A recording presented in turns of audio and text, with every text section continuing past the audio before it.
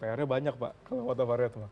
Gimana bisa menjadikan UMKM kita bisa bersaing dengan kondisi-kondisi seperti itu? Oke, ini kita bicara UMKM pemilik brand atau UMKM yang berjualan pakaian bekas nih, karena ada dua sisi nih, dua-duanya UMKM, Oke, oke. ya kan.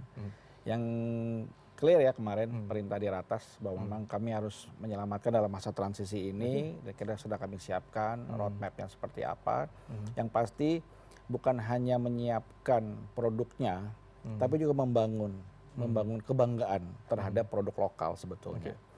BBI, Bangga Buatan Indonesia ini kan sudah digaungkan berapa tahun ya. Tapi kita coba gaungkan lagi bukan hanya BBI, tapi bangga beli dan pakai. Baik. Nah, kenapa? Sebenarnya ada banyak kelompok anak muda sekarang yang bangga kalau pakai produk lokal. Karena apa? Ini tidak bisa unik modelnya dan tidak bisa dan sulit ditemukan. Nah, ini juga jadi PR sebetulnya bagi kami. Karena apa? Belum banyak masyarakat yang tahu bahwa banyak produk lokal yang memang bagus. Oke. Yang selama ini kita tahu ini produk lokal, ternyata produk lokal ya. Oke. Dari mulai sepatu, baju dan lain-lain. Jadi tugas kita sebenarnya dua. Memastikan bahwa produk ini menjadi tuan rumah di negara kita sendiri.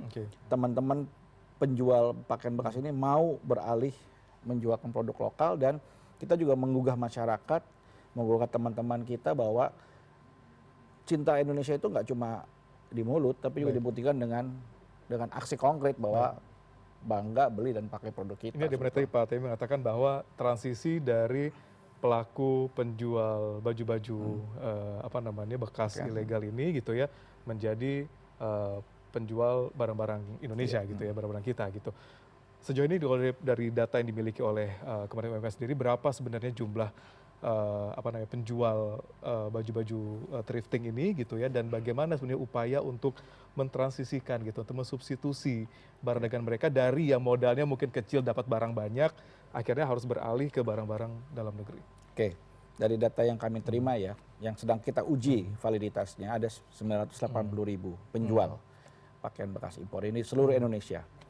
Yang klaimnya adalah di setiap kabupaten ini ada pusat-pusat thrifting ini. Kami sedang menguji, kami sedang berkomunikasi dengan teman-teman di daerah, dengan dinas UMKM di daerah untuk mendata nih apakah betul jumlah ini. Karena apa? Kita harus menyiapkan barisan brand lokal yang siap mensupport, ya kan. Sekaligus kita juga akan memikirkan skema bisnis seperti apa dan juga pembiayaannya tentunya ya. Kemarin Pak Wamen menyampaikan di forum, di salah satu forum, bahwa memang kita coba akan upayakan KUR bisa mensupport ini. Tapi tetap dengan bank melakukan proses due diligence yang baik ya. Artinya memang ini kan dana masyarakat nih. Itu dipakai di sana. KUR ini dana masyarakat, itu tetap harus prudent, harus dengan hati-hatian. Tapi yang pasti kita akan coba bangun inilah kolaborasi ekosistemnya ini. Brand lokal, mereka ini seller yang handal loh. Tempat-tempat barang bekas ini, barang bekasnya bisa jadi duit kan gitu.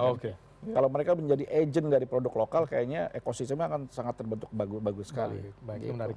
Mas Ade, realistis kira-kira untuk mensubstitusi kerjaan yang sudah dilakukan bertahun-tahun dalam berjualan thrifting akhirnya menjadi baju-baju yang disampaikan oleh Pak Temi tadi gitu, cukup bisa dipahami oleh para pelaku-pelaku penjual thrifting ini? Baik, saya pribadi saya setuju dengan apa yang disampaikan oleh Pak Deputi ya. Kalau kita lihat memang para pedagang kita adalah pedagang yang kreatif gitu ya. Kita sadar bahwa di masa sulit krisis tahun 97-80 mereka kan yang survive gitu ya. Apalagi ini hanya mengganti barang gitu ya. Dan kemudian kalau misalkan nanti skemanya sudah dibangun gitu ya, terkait dengan bagaimana mekanisme dari distribusi dari produsen kemudian sampai dengan mereka, kemudian ada upaya untuk mendorong bagaimana cinta untuk membeli, menggunakan gitu untuk produk-produk lokal. Dan saya pribadi sampai sejauh ini sudah menggunakan beberapa produk lokal, misalkan sepatu segala macam. Kalau saya rasakan tidak terlalu beda gitu ya dengan yang kita beli di mana itu kan di luar segala macam. Ternyata produk-produk kita cukup bagus gitu ya, apalagi dengan promosi, dengan upaya-upaya untuk meningkatkan kesadaran masyarakat. Baik, kita punya produk bagus, kita punya harga yang bersaing, kita punya desainer baju yang cukup unik gitu ya untuk mengungguli thrifting ataupun baju-baju bekas dari luar ini.